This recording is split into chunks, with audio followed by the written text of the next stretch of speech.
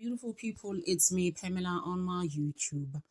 Cho, no, what's the T? Siyahlaziya. Guys, nayikhumbula ngithi i-case ka-Omotoso that I've done quite a few times, actually on What's the T, naku-News Galo on my other channel. Omotoso, guys, izitori zakhe, they just too much, you know, angithi ukuthi uwaboshelwane, he's been in jail for almost 8 years actually now. Because of i-case sokuthiwa busy ehlalisana ney'ngane enza izinto ey'ngane ethi babambe into yakhe, you know how he was going on. And then his case here has been going on, and then he was actually arrested mayeqeda ukufika nje e-airport.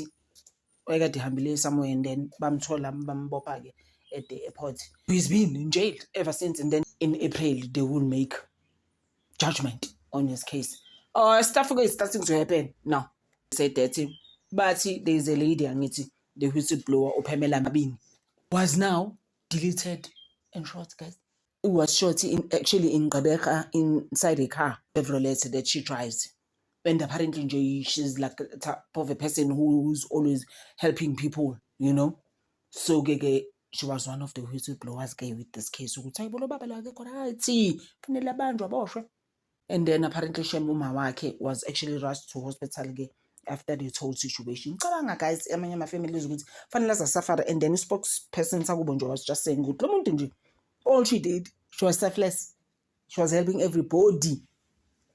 May her soul rest in eternal peace. I was just so shocked because I've been doing this case now. Yeah, Omotoso. Actually, Timothy Omotoso. Guys, I've just mixed a few things lana njengoba ngizokhuluma futhi kancane ngoJoshlin. Yabo lengane isitori sayo sibuhlungu ngale ndlela. I think I've done it twice on my other channel, News Galo for days. I was just like, guys, like umama njani lo. Manje she started saying ukuthi ingane akayazi, yezwa. Mina my thing is that was kahle ukwenzakalani inganeni nale toxic boyfriend yakhe.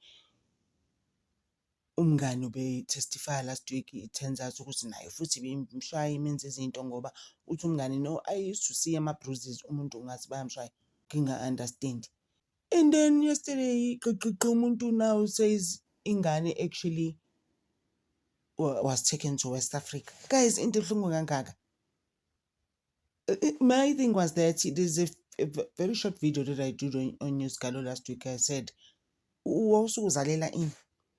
And there was a time where even the friend said ukuthi lo muntu lo was actually a good mother. And the dad womntwana ubaba kaJoshlin nogogo basi nje bacala ingane bona. That's all they want. And I think ukuthi wahlangana ne-boyfriend ejela ukuthi boyfriend umuntu right. And I think these people abathatha ingane bayise West Africa abangani bendoda. Bazana nendoda. These people actually came with their boyfriend. Sisters nje, just like that, so ahambisa ingane. Hayibo, ayibuhlungu nansi into. But kakhulu today besokhuluma njena ngobuqhophololo lethe ziyabeni nge-SAPS ke even also kancane around Senzo Meyiwa, other things nje that have been happening that we didn't even see coming, you know. UPatricia Mashale angithi namazi uthi whistleblower. She came out now with another story ukuthi there is a so beka nje straight sithi foreigner, guys, yabona, brigadier njani, guys. How do you become a brigadier in South Africa ungenowa la kwenzeka kanjani? But ngapha ba busy ba questioning the KZN guy lo uMkhwanazi, his credibility and all of that, ukuthi nje hayi suka ukwazana ukuvimba abanye abantu abazoboshwa phela. SAPS ma right, remember I did say so many times here on the Senzo Meyiwa case ukuthi ma right SAPS bafile ukuthi no, it's either sokubopha or sokuhlupha nje. Uba kanjalo SAPS mangabe right, uMkhwanazi it's the same thing, sebefuna umsusa esikhundleni, like, but awekho ama reasons. It's like ngenzeni, what have I done? They make up stories about him. I'm just like, oh, guys. And then usisters uthe checkwa Labor, Department of Labor, because that's where things come. Let me tell you a story that once happened to me years ago. Baba umntanami esebenza kahle in a 2 degrees from UCT, but ngafuna ukusupport ingane. There was a time he was so rude in 2004 wanginikeza 300 rand, guys. How do you give someone 300 rands? So I went to Market Street la eGoli. Ngathi kwenye intombazane awukungijekhele labor. Jekhele ubaba umntanami uhola malini. You know guys, he was earning 60,000. Ngitshela ngento 2004. Do you see the time now? 60,000 rands. Ngacishe ngawo esitulweni there. Ngathi please don't play with me. But I'm telling you, 60,000. That's how much he was earning. So elabor guys, mawuphathe nje i-ID ayikho into engeke izihlangane. So ubrigadier bathe bememchecker, right? Kutholakala ukuthi ubrigadier she i-personal number ne-ID yangithi they need to link. Link akona ngoba kanayo i-ID because she's not from here. How did she get the job? How did she even SAPS? How did she even become a brigadier? Guys, uyabona ukuthi uqaphelelo lomse-SAPS is just too much, and sisters is not backing down. Whistleblower to another level.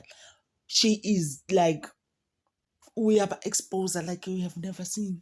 And kuthiwa usisters futhi ubrigadier lo Bumbulu uthe mase sekufanele ukuthi attend like the skills. I saw like some skills where actually they had like a workshop about 2 weeks ago. But SAPS, nice, wearing caps is a corner. I even saw you for me SAPS that I've never seen in my life. I was like, oh, SAPS, most things are happening. So they had like a workshop and they're talking about how to tackle crime, what to do. Oh, usisi. Bathi naye ke makufanele ahambe ayilezo zinto, she always attends this, but akana skills, akana lutho. Makufuna go certificates and other things, ama skills, there's nothing. Njani guys, then how are you working for SAPS? It beats me. Kuthe kwake se-investigator usisi kutholakala ukuthi i-personal number ne-ID azihlangani e-Home Affairs ngoba usisi akusiyena wala. Bona lento le yayishiwo bese kuba sengathi sinjani xenophobic. Ilishiwo ukuthi hayibo abantu la eSouth Africa abanamisebenzi naba abantu kodwa bayasebenza benza izinto benzani banezitolo bavula izitolo njengoba sekufika lento ukuthi you have to register your company actually to operate ko drobheni yabona zonke lezo zinto. Guys, kuningi South Africa sithwele. I've always said that. So sisters lo sebenzele SAPS undocumented brigadier, foreign brigadier, guys, like how. So ke ubrigadier apparently ke unalezo inkinga ekanjalo ke akekho linked, i-personal number yakhe esemsebenzini is not linked. Ngoba the problem how it came about into yakhe futhi ngoba vele wayesasolwa, you know, mawusolo mawumuntu. And then we don't want to go into nitty-gritties ukuthi mhlawumbe indlela ubukeka ngayo or how she spoke. Ukubona leyo nto but nje basebemsola. Indaba iyaqhamuka kanjani, izinto zakhe zangasahlangani e-UIF. Angithi imali fanele ukuthi umohola uthunyelele e-UIF some of the money. Hayi kufika e-UIF lo muntu lo bathi izinto zalo muntu ayihlangani bathi lethani la UIF. I was just like, I'm done by. For UIF actually Department of Labor there's sums end up ngokuthi umuntu wayondla ingane until the child was 9 sihamba i-rent back court to this day azangazaphinda yondle leyo ngane leyo. Guys, uPatricia Mashala kasabe next uthi if my allegations engishoyo ngabantu that I'm busy whistleblowing, people must come with their proof. I mean, I do have proof. If they say that my everything that I'm saying or all my allegations are unfounded, they must come. Ngapha ubrigadier Gininda thina ucabanga ukuthi sema-slow coaches silele asiboni. Ngeke ufike upresente ukuthi umuntu uyi-mastermind yeso eshukhele ikhumalo mawuqeda lapha kodwa akaboshwa and then awuna ama-reasons. Angithi na which means you presented two things on 636 or should then i-mastermind ibe neyayi case ukuyibona leyo nto leyo. You come and say to us, I know uyi-mastermind futhi nazi ney'mali zayikhokhwa. Create leso story leso like you created leso sokuthi they were intruders. And njengamanje uKelly ufike ukuthi futhi they were intruders lapha kube uKelly udlalile ngathi actually lasithi indawo family idlalile ngathi uhambe ubulalisa umntana kubantu lapha kini just as much as so many times esayasekele nisiyeke because uqala even nayo lo senzo maye wafele ebufebeni. It doesn't matter ukuthi wafeka kwenze njani actually in fact ngoba he was married yebo washona nokusalayo. That's what we are concentrating on la. Yeah. and ngibona ukuthi ngibeke kanjani 2 weeks ago ngathi so manje fanele afe njengenje, and then fanele angabutholi ubulungiswa uma wakhe azahambe emhlabeni njengoba ubaba wakhe naye wahamba emhlabeni angabutholile ubulungiswa. Is that fair? No, it's not. When you can see ukuthi there's something that's not right here. And then uBrigadier Gininda ngithi uyazi ukuthi ume ngani ekutheni vele ama-intruders did come.